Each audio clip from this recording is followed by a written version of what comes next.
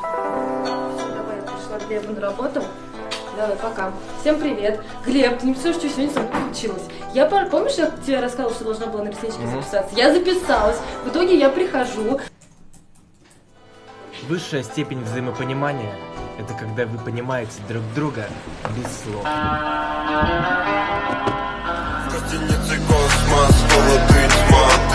Это когда ты сама замечаешь, чего он хочет.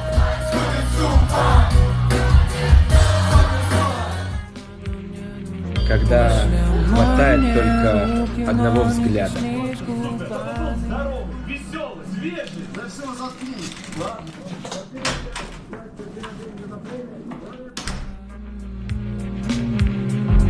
Ведь как же это приятно, когда ты ни о чем даже и не просила.